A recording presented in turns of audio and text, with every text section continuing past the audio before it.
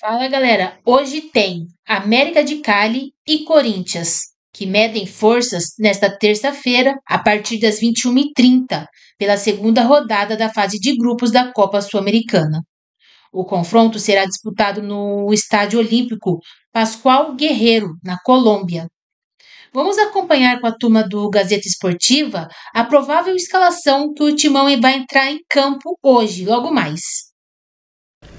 Bom, e a gente começa o nosso giro de repórteres com Alexandre Silvestre, que está na redação do esporte. Boa noite, Silver. O Timão vai jogar com muitas mudanças hoje? Sim. Vai, Michele, tudo bem? Amigos, amigas, inimigos, simpatizantes. Antes de eu falar do Corinthians, que estreia fora de casa hoje na Sul-Americana, perdeu o jogo na Neoquímica Arena na primeira rodada da fase de grupos vindo da pré-Libertadores, teremos homenagens ao Fred Rincon, que foi ídolo, é ídolo dos dois times envolvidos no confronto de hoje, o América de Cali, onde ele jogou no começo dos anos 90, e do Corinthians, quando ele jogou já na parte final da década de 90, 1998, 99, 2000, sagrando-se campeão paulista, brasileiro, também do mundo e ganhando títulos locais pelo América de Cali. Vocês veem aí o tal do Pet na camisa dos dois times, então teremos essa homenagem também desenhada na camisa tanto do América de Cali com um simbolismo ali, a imagem do Fred Rincon, o pet do Fred Rincon, nos dois times, nas camisas das duas equipes hoje.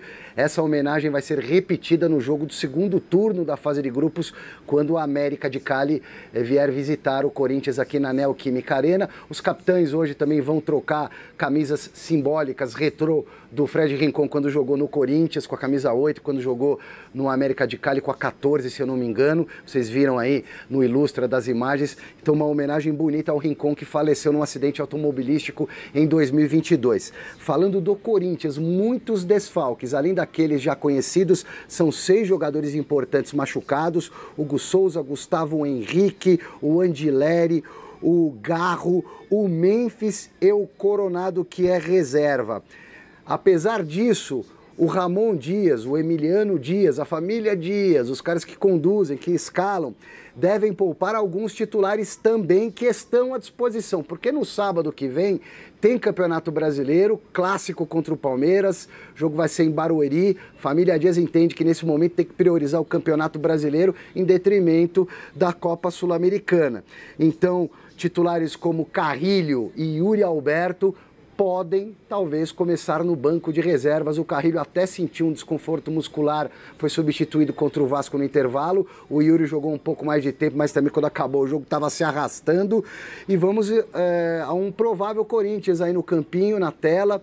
Estou imaginando um 4-3-3, que pode em alguns momentos virar um 4-4-2 com o Romero voltando um pouquinho. Então o campo do Corinthians, com uma provável escalação, é o Donelli no gol, o Mateuzinho de lateral direito, dupla de zaga com o André Ramalho e o Félix Torres, na esquerda o Bidu, o meio-campo do Corinthians com Martínez, Rian, garoto, jovem jogador, Maicon, fechando ali 3 volantes. É uma das possibilidades, tá?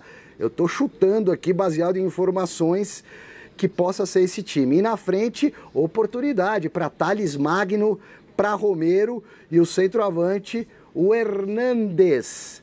Eu não descartaria, Michele, pessoal aí da bancada, Garrafa, Miller, amigos, amigas, inimigos e simpatizantes, o Bidon nesse time. O Bidon, garoto, que perdeu um pouco de espaço, era o titular no ano passado. No começo do ano foi para a Seleção Brasileira Sub-20, quando voltou, não voltou como titular mais, caiu um pouco de rendimento, mas foi titular contra o Vasco da Gama no último sábado, na vitória do Corinthians. E para o Ramon Dias, ele foi o melhor jogador do Corinthians. De repente, o Bidon, que é um volante /meia, tem capacidade para criar alguma coisa, pode pintar como um jogador ali para fazer a conexão com o ataque. Vamos ouvir o que disse o Ramon Dias após a vitória sobre o Vasco. Con respecto de Bidón, me parece, estuve trabajando toda esa semana, estos 10 días, hablando con él, que se fue de acá con una intensidad. Fue a la selección jugó bien, pero bajó un poco más la intensidad. Y hablé con él, le dije que era un jugador importante tácticamente por la izquierda, que tenía que volver a ser intenso, volver a jugar, a la creación. Es un menino que juega muy bien, a mí me gusta, y creo que hoy fue el mejor jugador de la cancha.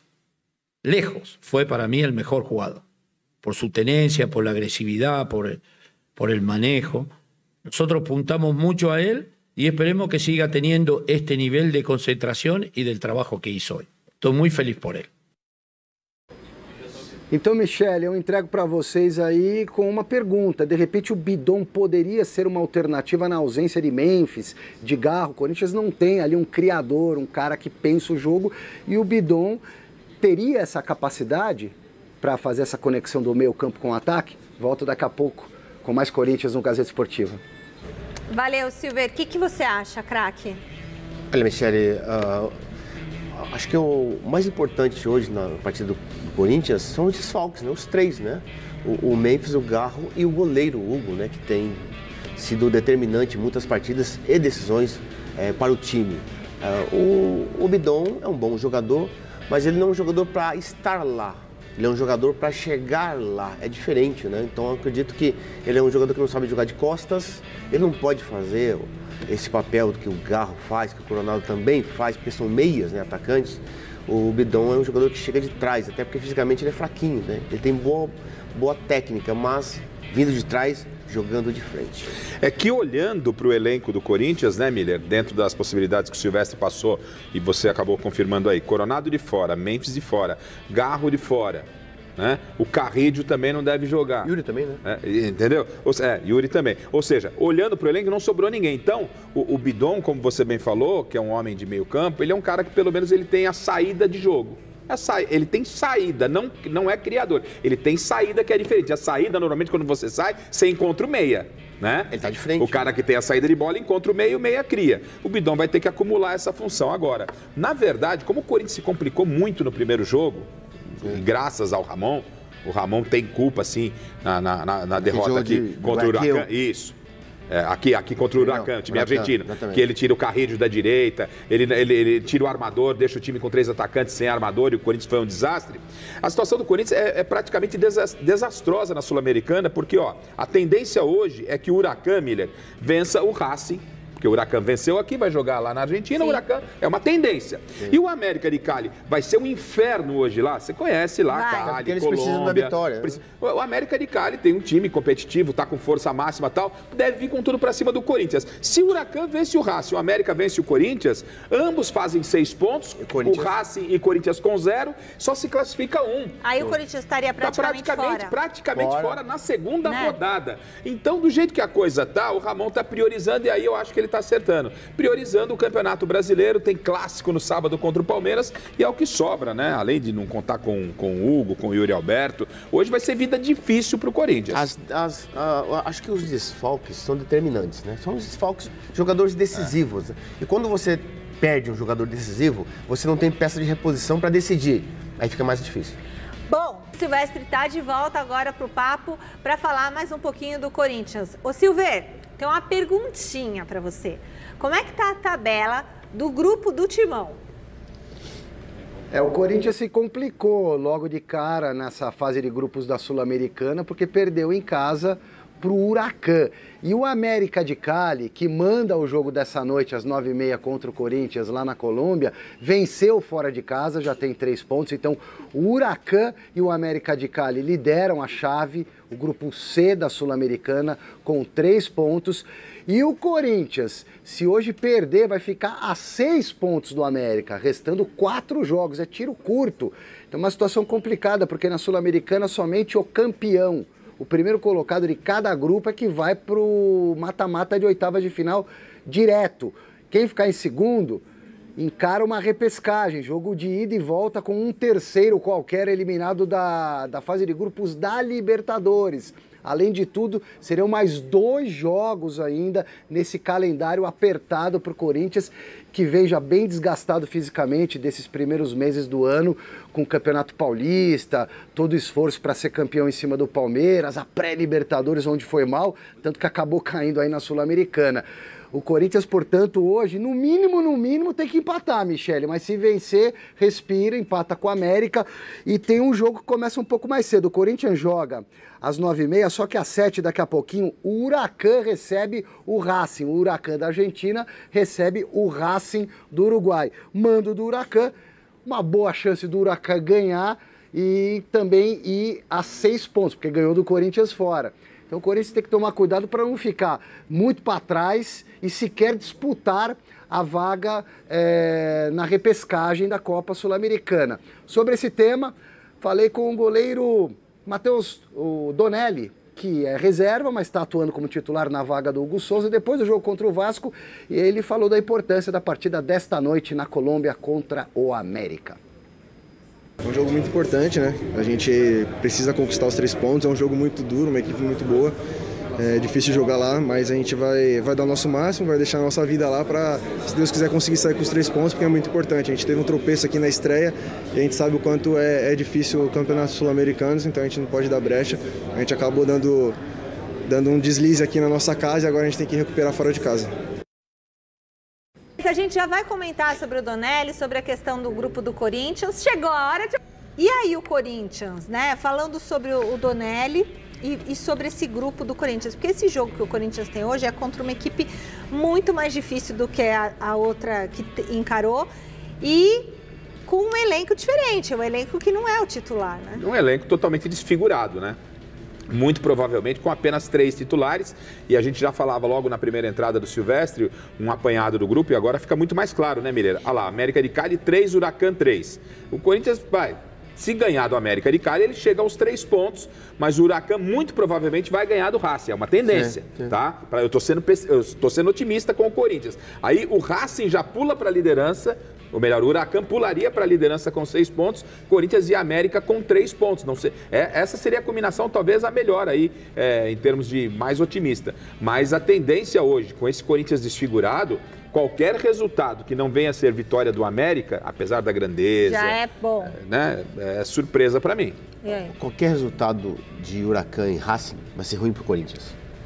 Se o Corinthians não vencer o América de Cali lá em Cali, só tem que ganhar. O ideal era... Porque o Huracan, ele vencendo, ele vai a 6. Já está classificado praticamente. O América de Cali vencendo o Corinthians, está praticamente classificado. Vai a 6. Quer dizer, fica como brigando. é que ele vai tirar essa diferença? E se o Racing vence o Huracan e o Corinthians perde o América de Cali, o Racing fica com 3. Ou seja, a melhor combinação, obviamente, mas é a vitória do Corinthians. É a mais difícil, é a vitória do Corinthians e vitória do Racing. Mas é muito pouco provável. Todo mundo tem que perder, o Corinthians tem que ganhar. Exatamente, isso aí. Mas não dá para todo mundo perder, porque sempre tem alguém que ganha. Não, Corinthians e Racing, Michele, Corinthians e Racing poderiam vencer hoje. Seria o ideal, todo mundo empataria, né? Vamos torcer para isso. Mas é mais fácil torcer para São Jorge descer do cavalo, trocar uma resenha com a gente na Paulista hoje, do que acontecer essa combinação. Mas então tinha que ter mais titulares hoje? Porque e o derby, como é que fica? Não. É só o fato de ter colocado o time todo reserva hoje. Já significa. Porque ele já tá de olho. Mas por que isso, Mireia? Porque fez bobagem no primeiro jogo. Jogando na Neoquímica Arena contra o Huracan, não poderia ter perdido aquele jogo. Tinha que ter definido, né? O Ramon, ele destroçou a equipe taticamente no intervalo do jogo. Eu tenho elogios à comissão técnica do Ramon e do Emiliano, mas tenho as minhas críticas. Na hora que eles precisam mexer no time, é um Deus nos acuda. O Corinthians era para estar em segundo lugar, sim, né? Exatamente. A verdade é essa. Mas o Huracan é um bom time. O Huracan é um bom time ajeitado. Aí pegou um técnico que bagunçou o time, os caras deitaram. Exatamente. Os caras deitaram. Dificilmente o Corinthians vai conseguir reverter esse quadro. Então o negócio é focar no brasileiro, né? Tem derby no final de semana, a cobertura completa no Mesa. Aí o Corinthians fica com o brasileiro e com a Copa do Brasil. Copa do Brasil. Não é que você vai abrir, não é que você vai abrir mão da competição. Ninguém tá falando para abrir mão, porque o Corinthians não é time de abrir mão de competição nenhuma. O Corinthians nunca entra perdido em campo, a gente sabe da grandeza. Mas o cenário que está desenhado para o jogo de hoje... Mas hoje aí você pode criticar o Ramon, porque hoje ele largou. Largou, mano. Hoje ele largou. Ramon largou. Agora é o seguinte, o Ramon Dias largou ali a equipe do Corinthians, agora você não pode largar. Na Conmebol Sul-Americana, o primeiro melhor de cada chave vai direto para as oitavas de final. Os segundos colocados se classificam para os playoffs, fase em que disputam vaga nas oitavas contra os terceiros colocados da fase de grupos da Conmebol Libertadores. O América de Cali tem apenas uma dúvida para o jogo desta terça-feira. O centroavante Rodrigo ou Gado sentiu dores na estreia da Copa Sul-Americana e pode ser que não tenha condições de enfrentar o Corinthians. Caso ele não entre em campo, os colombianos optarão por Ramos como referência na frente. Focado no torneio continental, o América de Cali poupou seus titulares no fim de semana durante a disputa do campeonato colombiano e chega descansado para o duelo com o Corinthians. O Corinthians tem 6 desfalques confirmados. Além de jogadores desgastados fisicamente, o Corinthians terá uma formação mista para enfrentar o América de Cali. A principal carência está no meio de campo com as baixas de Rodrigo Garro e Igor Coronado. Ranieri, André Carrillo e Yuri Alberto viajaram à Colômbia, mas não participaram do treino de segunda-feira. Assim, a tendência é que comecem na reserva. Com tantas baixas, Rian, Maicon e Héctor Hernandes devem voltar a ganhar chance. Provável escalação do timão: Matheus Donelli, Mateuzinho, André Ramalho, Félix Torres e Matheus Bidu, José Martínez, Rian e Maicon, Romero, Héctor Hernandes e Thales Magno.